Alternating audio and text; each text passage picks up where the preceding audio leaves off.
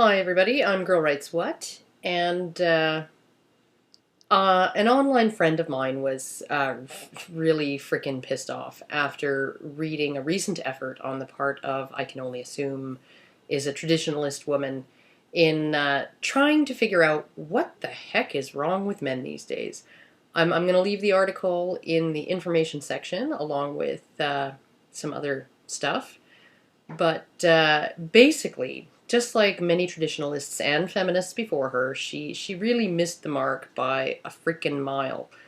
Even though she kind of danced a little closer, like within 100 miles or so of the few core issues that currently discourage men from being the good little married drones they're supposed to be. Despite being critical of feminist attitudes that she rightly sees as anti-male, the article was still absurdly gynocentric. It was very much about what women want and why they're not getting it. And, that is getting married, having babies on women's schedules as decided by women. I almost have to wonder whether this author even bothered to ask any actual unmarried males why they're refusing or not bothering to man up before writing her article. But as I said, it at least poked at the surface of the festering boil that is the systemic nature of the problem, even if it didn't give it the lancing it truly deserved. Her conclusion seemed to come down to why buy the cow when you can get the milk for free, and why get a good job when women are independent and can just give milk away for nothing.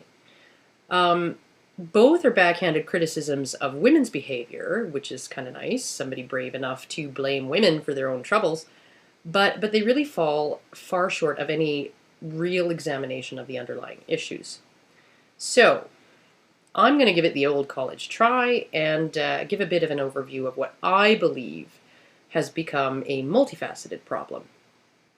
Now, I'm going to read a recent part of a recent article from Heartiste, uh, who said a very great deal with some serious literary flair. It's kind of pearls of wisdom from the pit of social nihilism that is the pickup artist community, and he actually was spot on about some things, yet again overly simplistic about others. I'm just going to quote some of the relevant bits and leave a link to the article below.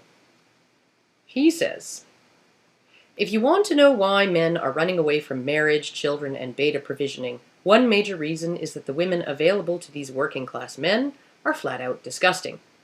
What man of normal mental health and active libido wants to romantically woo and date, let alone marry, a beastly, waddling, tatted mountain of pustulence with the issue of three other men barking and nipping at her cankles? And let's not forget that economically empowered and government-assisted women, slaves to their hypergamous instincts for a higher status mate than themselves, cannot help but winnow the pool of men deemed acceptable marriage material. When women say, there are no good men left, what the astute observer hears is, there are no good men left thanks to a combination of my increased expectations and decreased attractiveness. He goes on to say, to the factory farm tower, ivory tower sociologists studying marriage trends and turning out paper after paper of half-assed hogwash, there's a whole other world out there. It's the world of men, and in that world, men's desires matter. You should think about incorporating that ugly reality into your theories. As blistering as that little snippet was, it raises some very important points, and I think the most important one is that men's desires matter. When men can't find women they desire who are willing to partner with them, then why would they partner? And it really can't be stressed enough that the reality of divorce and family law in our culture plays a huge part in men's growing contempt for marriage as an institution. It's not that men are commitment phobes. It's that women seem increasingly commitment incompatible. The word commitment has, in fact, in female parlance, come to mean up until the moment I'm no longer 100% satisfied with the person I married. And that attitude's only going to lead to more and more divorces as more and more successful women effectively set their sights higher than they reasonably should while their youth and attractiveness wanes, leading to a growing number of them feeling like they settled even if they didn't, even if they scored someone 2 points above them on the overall attractiveness scale. One symptom of this, I think, that's very telling, is OkCupid's recent revelation that women on their site deemed 80% of men less than average attractiveness. That is, 80% of men were below average. This does not compute. This in no way is in line with reality. This is about women's expectations. And oddly enough, no one, least of all women, seem to really give a shit what men want in a partner. Why can't men just be happy with what's available? Well, when you look at what's available to the average man in his 30s or early 40s, a 35-year-old woman who hollers yes over the jangling of her biological clock while unable to keep the grimace from her face because he's a bigger loser than the 5 guys she dumped in her 20s and now she's having to settle. Or a divorcee who's already financially annihilated and emotionally crippled at least one other man. Or a single mother who's collecting reams of child support from one poor schmuck while her other baby daddy manages to duck his obligations because he's a drug dealer and his income's off the books. And yeah, I'm exaggerating, but you see my point. And no, not all women are like that. Lord knows, I know not all women are like that. But frankly, the consensus among today's women seems to be that this state of affairs is just the new normal. Even responsible women will often frame such destructive choices on the part of other women as somehow valid and defensible. The sentiment in the mainstream is that men should just man up and go along with pairing up 2.0, who cares what men want? And that essentially a woman's behavior and life choices should have no effect on whether she's able to attract a good, reliable man. All of that really doesn't speak well of the principles of even those women who are more well situated. In fact, I think it's safe to say that the fewer female voices of reason there are out there, the more men are likely to wash their hands of the entire idea of partnering.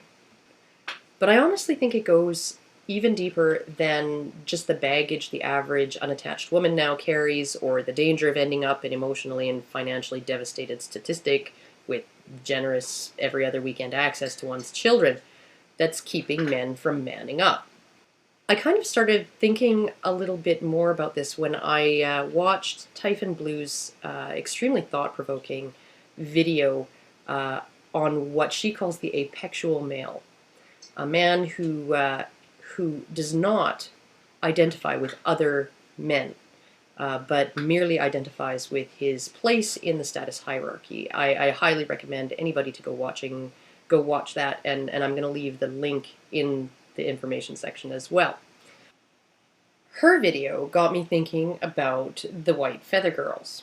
For those of you who don't know, this was a group of young women in the UK during World War I who went around bestowing white feathers of cowardice on any man they saw in civilian clothes to shame them into enlisting.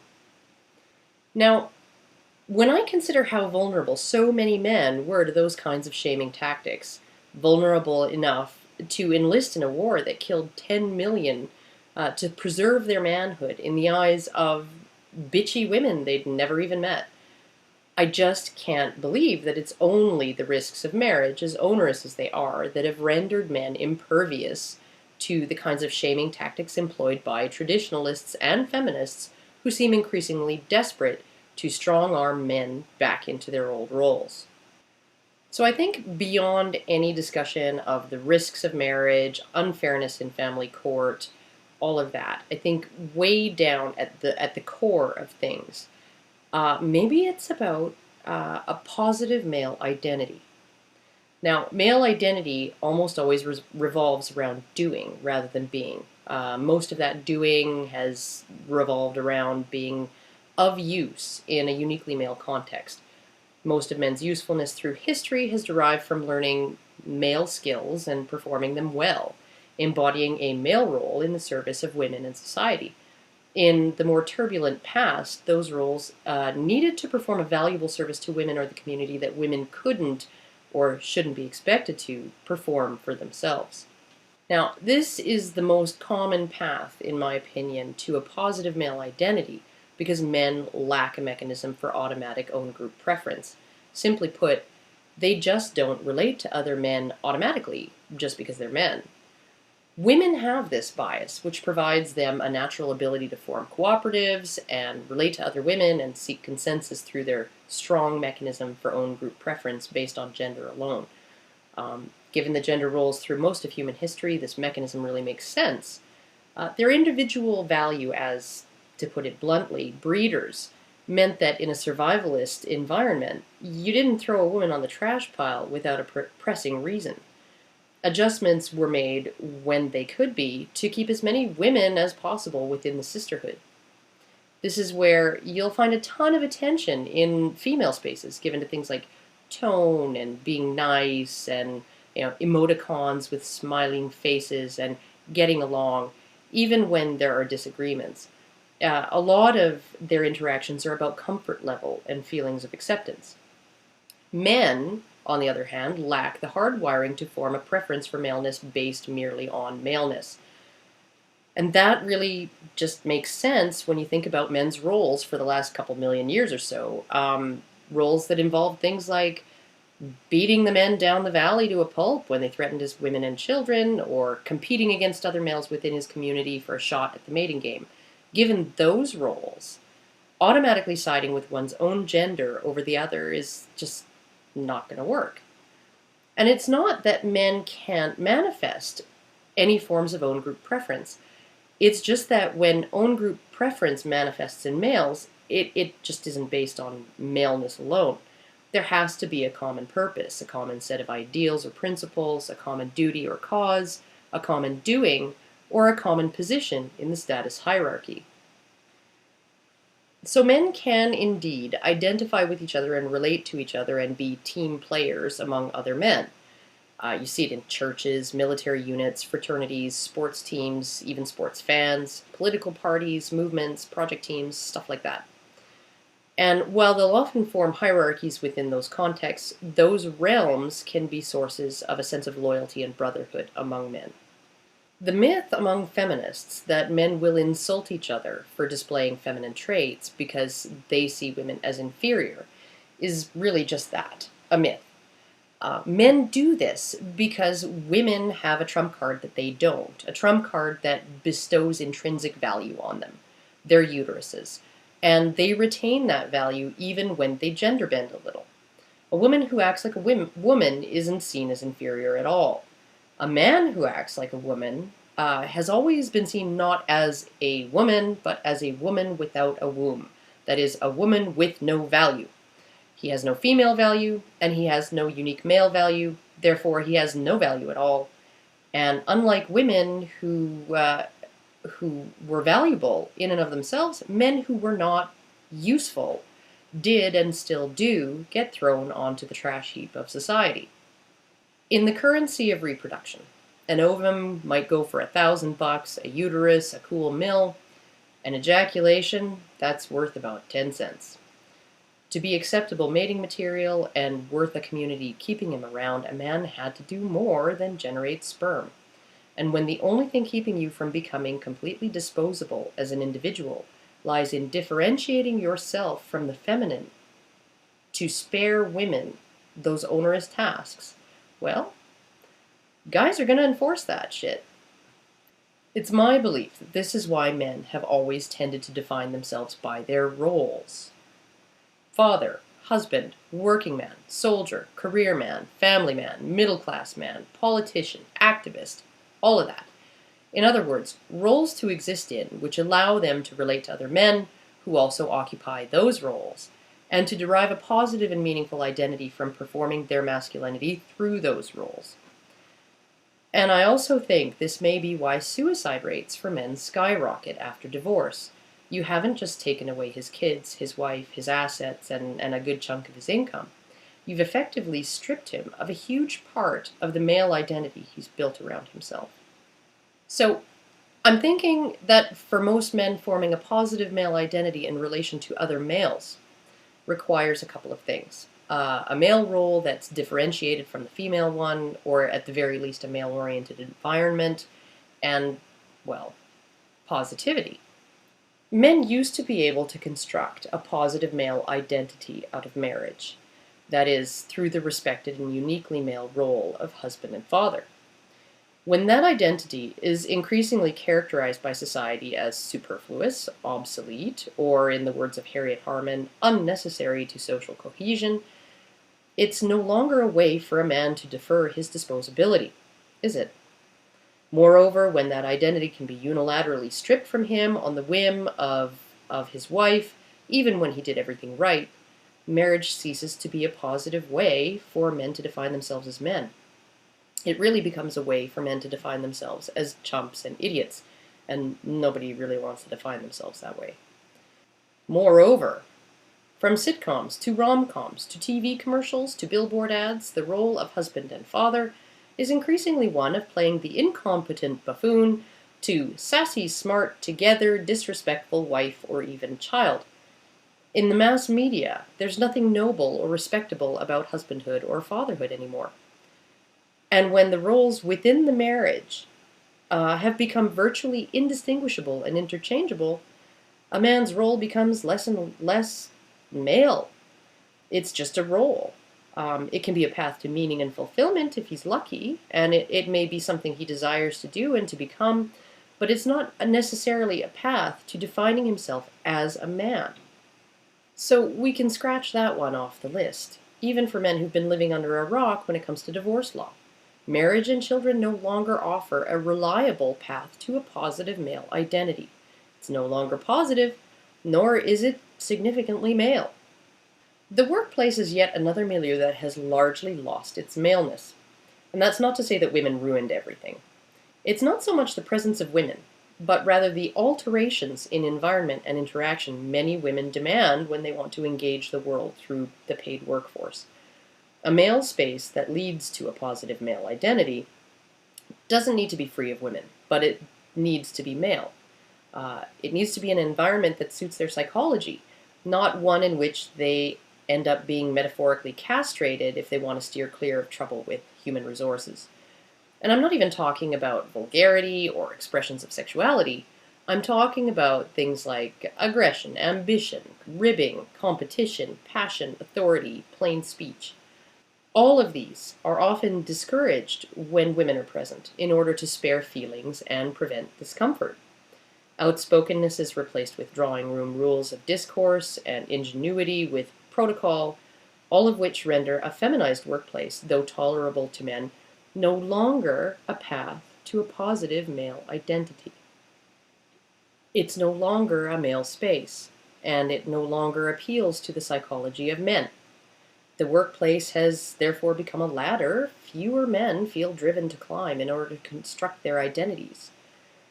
Combine this with the fact that their job is frequently on the line the moment they step out of the rigid restrictions on their masculinity, and offend an overly litigious female coworker.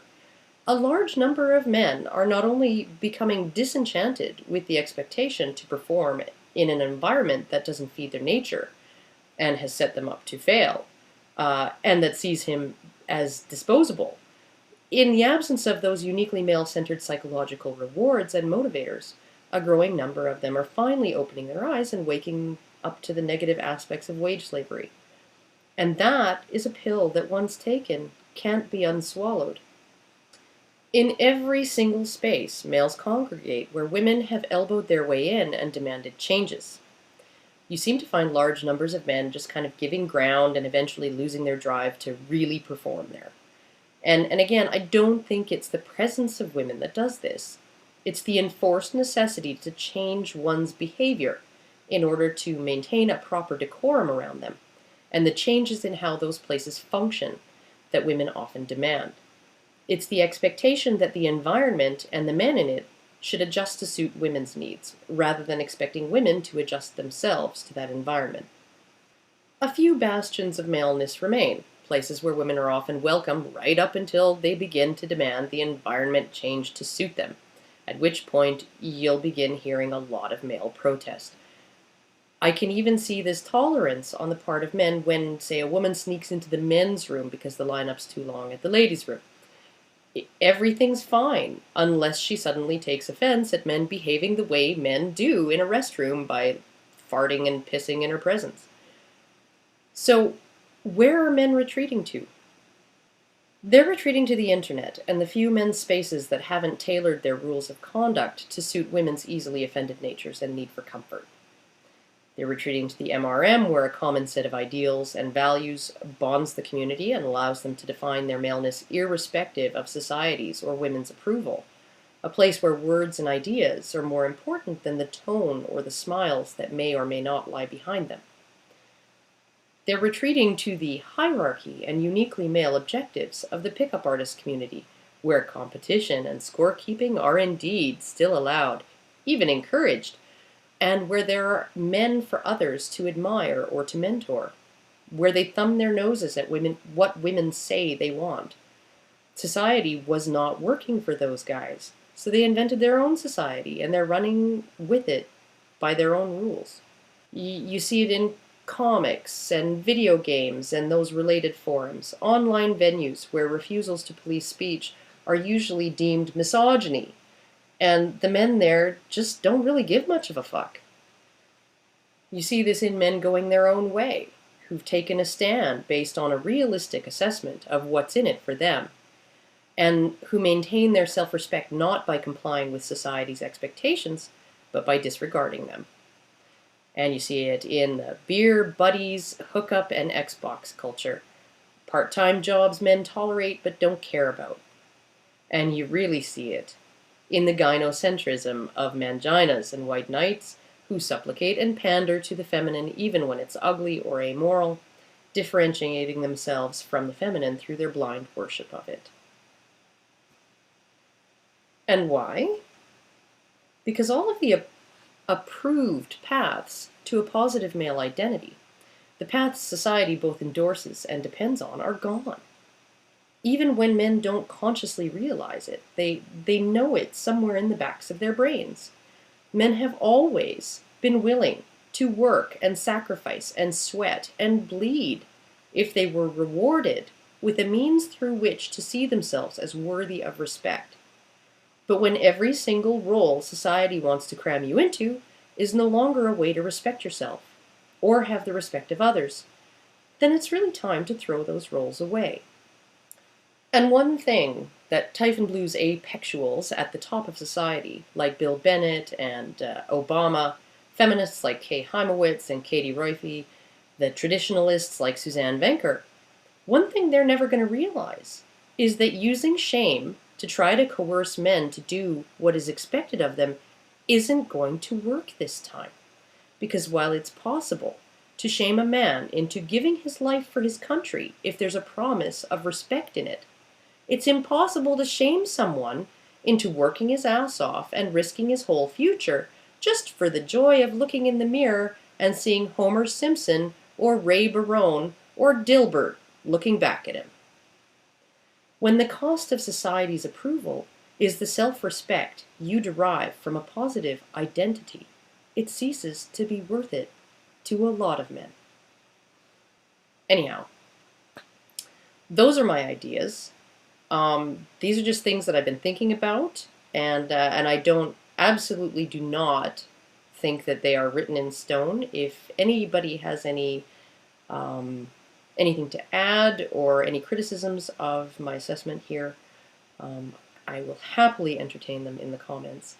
And I guess I will see you all again later.